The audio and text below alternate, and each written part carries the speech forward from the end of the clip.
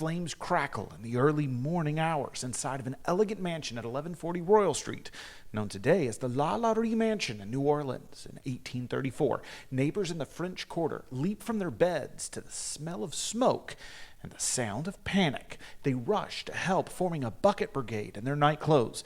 This is the grand home of Madame Delphine LaLaurie, a high society woman famed for her wealth and charm. As fire eats through the lower floors, everyone expects the family and their servants to flee for their lives. Instead, something is deeply wrong. Madame LaLaurie appears in the doorway, impeccably dressed despite the chaos, and she refuses to let anyone in. In the flickering light, her composed face betrays nothing, but she's gripping a ring of keys tightly. Neighbors shout, "Where are the servants? Are people trapped inside?" Delphine LaLaurie insists everything is under control and no help is needed. A ridiculous claim as black smoke pours from the windows behind her. A few brave locals ignore the mistress's protests and they force their way into the burning house. The air is thick with smoke, coughing and desperate. They call out for survivors. No one answers. Amid the chaos, they notice a door locked tight at the end of the hall. The attic door. Why would anyone lock an attic in a burning building? They demanded the key, but Madame LaLaurie shrieks and tells them to stay away. By now, the smell of something far worse than smoke is seeping out. A burly man raises his boot and kicks the door open. What he and the others see by lantern light freezes them in their tracks. For a moment, there is pure, stunned silence. Then screams of horror echo from that attic. Even the seasoned fire marshals reach at the site. You shouldn't be here, but I'm glad that you are, because they had just uncovered a nightmare within those walls. A secret so ghastly that it will turn Delphine LaLaurie from a respected socialite into the most rivaled woman in New Orleans history.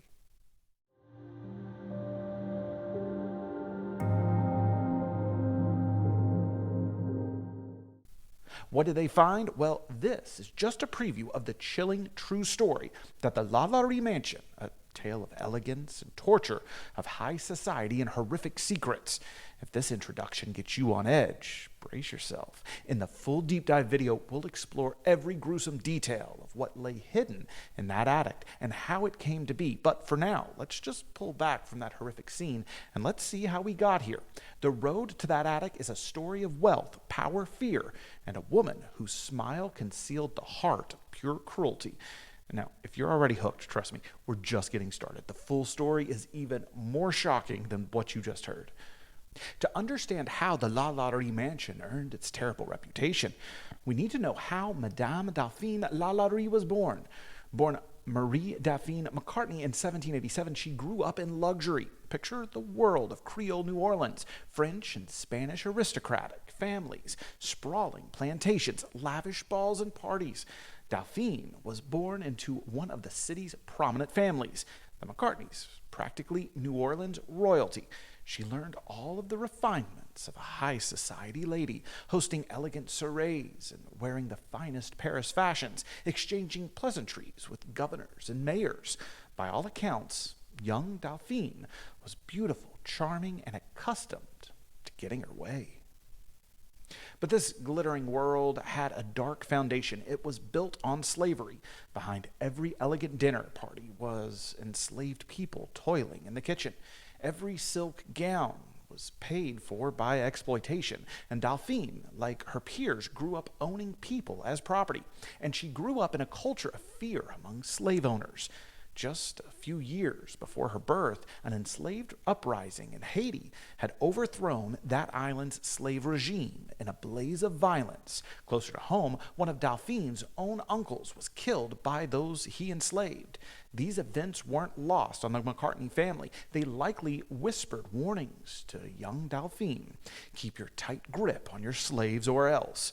In the genteel salons of New Orleans, ladies sipped champagne while quietly believing that terrorizing those beneath them was sometimes necessary just to maintain order. Delphine absorbed that lesson all too well. As a teenager, Delphine McCartney married into European nobility. Her first husband at age 13 was a high-ranking Spanish officer. After his untimely death, she married a wealthy French banker, Jean Blanique, and had 4 children. Delphine was twice widowed by age 28, inheriting sizable fortunes each time. She became an independent woman of means, which was rare in that era, and she clearly relished power. In 1828, Delphine entered her third and final marriage with a younger man, Dr. Leonard Louis LaLaurie, a French physician, and by this time she was one of the richest women in New Orleans. And to be honest, some said that Dr. LaLaurie married her as much for her money as for love. Their relationship was rocky and gossip hinted the young doctor found his older wife overbearing and that he spent long stretches away. But still, to society at large, Madame Delphine LaLaurie appeared to be at her height of her glory in the early 1830s. Wealthy, cultured, and a handsome husband, and lovely children. In 1832, Delphine built her masterpiece, the mansion at 1140 Royal Street, the very house that would become infamous as the LaLaurie Mansion. It was a 3-story architectural gem. It was the kind that people would pause to admire on their strolls. Wrought iron balconies, tall windows, a grand courtyard. It was the ultimate status symbol. Sitting at the corner of Royal and Hospital Street, which is now Governor Nichols Street, Delphine filled the home with fine furniture and hosted dazzling parties there. If you had visited one of her gatherings, you'd have found Madame LaLaurie a picture of hospitality, gracious, generous, and warm. She might have personally complimented your dress or even introduced you to distinguished guests. Many would have thought her a model of refinement. Yet even as she played the gracious hostess, whispers of trouble began to circulate. The LaLaurie household included numerous enslaved servants, maids, a cook, a coachman, stable boys, and sharp-eyed neighbors noticed these individuals looked decidedly unhappy. Now, in public, Madame LaLaurie was oddly cold towards her slaves. Unlike some slave owners who at least pretended to treat their house servants well, Delphine's servants looked underfed and frightened. Locals murmured that they heard cries in the dead of night coming from the property, agonized human cries that cut off abruptly. There were stories that servants would vanish without explanation. One week you'd see a young kitchen maid. The next week, she'd be gone. "Oh, she ran away," Delphine would say casually, or "I sold that boy to a relative." It was peculiar. Enslaved people sometimes run, but the frequency at the LaLaurie house was alarmingly high. Something was wrong, but no one wanted to believe it of polite, charming Madame LaLaurie. Then came an incident that no one could ignore. One day, this is around 1833, not long before the fire, a neighbor witnessed a terrifying scene unfolding in the LaLaurie courtyard. A young enslaved girl, no older than about 8 or 10, was scrambling across the roof in the mansion in absolute fear. The Madame LaLaurie was pursuing her, whip in hand. On the ground, a few onlookers gasped as they realized what they were seeing. The little girl had apparently been brushing Delphine's hair and hit a snag, pulling the mistress's hair by accident. In the white-hot rage, Delphine had grabbed a whip to punish the child. Rather than face her mistress's wrath, the girl climbed out of a window and onto the roof. Desperate to escape, the witnesses stood frozen in horror as the girl lost her footing. In the next heartbeat, the child plunged off the roof. 3 stories down she fell, hitting the courtyard stones with a sickening thud. The little girl died on impact. People were outraged. An investigation was launched into Madame LaLaurie's treatment of her slaves. This wasn't an easy time to prosecute wealthy slave owners. The laws against cruelty were weak and seldom even enforced, but this was just too blatant. The authorities forced Delphine LaLaurie to pay a fine and to give up their surviving slaves to her household. People were outraged. An investigation was launched into Madame LaLaurie's treatment of her slaves. This wasn't an easy time to prosecute a wealthy slave owner. The laws against cruelty were weak and seldom even enforced, but this was just too blatant. The authorities forced Delphine LaLaurie to pay a fine and to give up the surviving slaves in her household. Imagine that. She was deemed so cruel that even 1830s New Orleans decided to confiscate her property. 9 enslaved people were removed from the LaLaurie Mansion and put up for auction with a legal note that Delphine could not purchase them back. It was a slap on the wrist compared to that poor child's life, but it was something. Many hoped that it would rein in Madame LaLaurie's behavior, but Delphine was as clever as she was cold. She arranged for her own relatives to buy those 9 individuals at the auction, and then secretly sold them back to her. Within weeks, the very same faces were back at 1140 Royal Street, back under Madame LaLaurie's thumb. The message was clear. Delphine would not be told how to run her household. After the little girl's death, gossip about Madame LaLaurie reached a fever pitch. The mansion was now spoken of in hushed tones as a house of cruelty. Some neighbors refused to visit again. Others, incredibly, still attended her parties, choosing to brush the ugly rumors aside. Delphine LaLaurie continued presenting herself as the society lady, and there were plenty who accepted that facade, or they at least pretended to. But those closest to the mansion, who heard the screams and saw the faces of the enslaved people there, knew something was dangerously amiss. They could not have imagined just how horrific the truth was. To really see Delphine's evil, it would take a desperate act, and that act came with fire. So look, at this point, if you're feeling a sense of dread, you're not alone. I felt it learning about this too. And the worst is yet to come. In the full deep dive, I'm going to explore even more of Delphine's early life and how a respected woman could hide such darkness. But now, let's just return to that fateful night of the fire for the big reveal. On April 10th, 1834, the night of the fire, everything came to light. The blaze at the LaLaurie Mansion was no accident. Down in the kitchen, an enslaved woman, the family cook, about 70 years old, was chained to the stove by her ankle. Yes, chained like an animal where she cooked their meals. As the fire spread, that cook later confessed that she started it on purpose. She'd rather risk burning alive than to continue living under Madame LaLaurie's terror. She had seen too many go to the attic and never return. The fire was her last attempt at escape, or at forcing anyone, to notice what was happening in this house. And they did. We saw how neighbors rushed over, and how Delphine tried to keep them out, but as the flames grew, the bystanders became rescuers, and they forced their way in. Amid the choking smoke, they finally broke open the attic door, and they stepped into a chamber of horrors. Even in this short teaser, it's hard to convey just how grisly the scene was. In the full story, I'm going to go into the stomach-churning details, but here's what you just need to know for now. 7 enslaved people, men and women, were found in that attic, alive, but barely. They had been tortured in ways that were almost unimaginable. Some were chained to the walls or the floor. Iron collars with inward spikes pinned their necks in place, preventing even the slightest movement without pain. One man had a large head wound, and it looked like part of his skull had been crudely opened.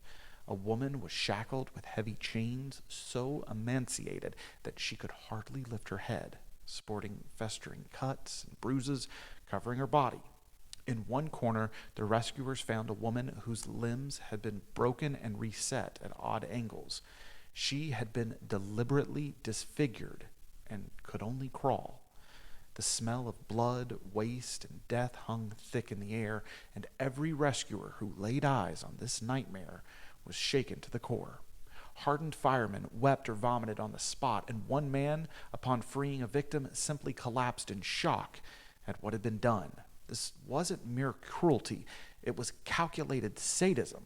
It was as if Madame LaLaurie and possibly others in her household had been experimenting with human suffering, pushing the boundaries of inhumanity as far as she could.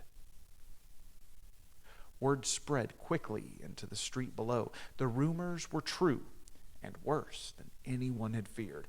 As the half-burned mansion smoldered, the survivors from the attic were carried out one by one.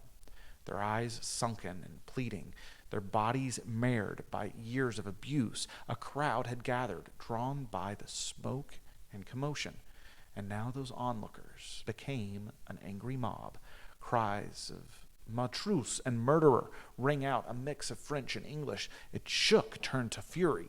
And New Orleans had seen its share of horrors, but this was beyond the pale. By daylight, authorities and volunteers moved the injured victims to a local hospital. Despite desperate efforts, at least 2 of the 7 died in the aftermath, succumbed to their injuries. Before they passed, they confirmed what the scene suggested. Madame LaLaurie was the one who had inflicted this torment. Perhaps others in the household assisted or at least knew, including that husband of hers, Dr. LaLaurie, but there was no doubt Delphine was at the center of it. After all, she had fiercely tried to keep everyone away during the fire. She knew exactly what she was hiding. Now that her darkest secret was exposed to the world, Madame LaLaurie's time in New Orleans was up. But the story doesn't end with her arrest, because, remarkably, she never faced justice that day. As the day of April 10th went on, the crowd outside the LaLaurie Mansion grew. Hundreds, then thousands gathered, their outrage reaching a boiling point. They demanded that Delphine LaLaurie be held accountable, many literally wanting her blood. There was no orderly protest. It was a volatile mob that could have torn her limb from limb on the spot. And where was Madame LaLaurie? In the chaos, she had vanished inside of her house, likely packing valuables and plotting escape. By mid-afternoon, witnesses saw her black carriage suddenly careen out of the mansion's gates. The coachman, loyal to the end, lashed the horses continuously to gain speed. Onlookers leapt out of the way as the carriage thundered past. People hurled stones, bricks, anything at it. A few even tried to grab the wheels or reins, but the horses were going too fast. Inside that carriage, Madame LaLaurie and her family crouched and clung on for dear life.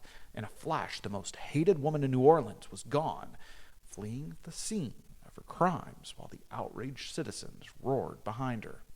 The mob, furious for her escape, turned their wrath on the LaLaurie Mansion itself. If they didn't punish Delphine's flesh, they would destroy everything that she left behind.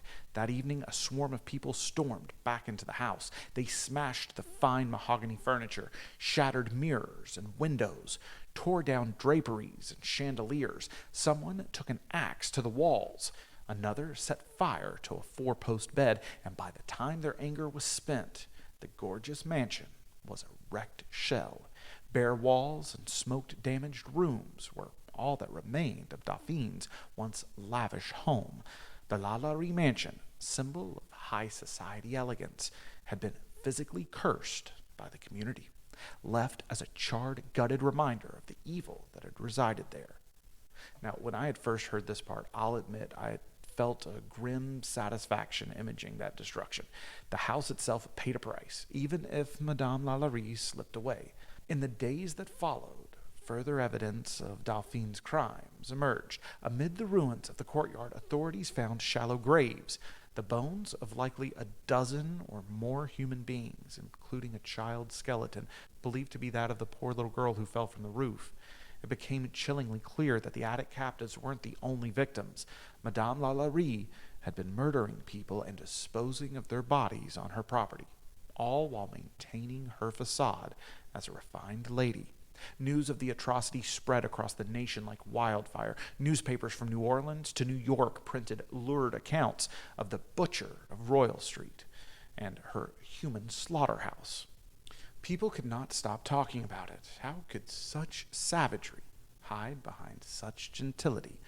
Neighbors, reeling with guilt and horror, realized that those whispers that they'd ignored were true all along. Delphine LaLaurie's name was now cursed. The LaLaurie Mansion became synonymous with pure evil, a haunted place scarred by suffering. And it's hard to believe that we're still only skimming the surface, right? Like, the full deep dive delves even deeper into the eyewitness testimonies and the horrifying specifics of that attic room. It's tough material, but it really shows just how far the Delphine's cruelty went. For now, in this short interview, we've seen the broad strokes. A charming aristocrat with a monstrous secret, a fire that exposed her, and a city's fury, and the eerie legacy that followed. The LaLaurie Mansion stands as a monument to that dark chapter.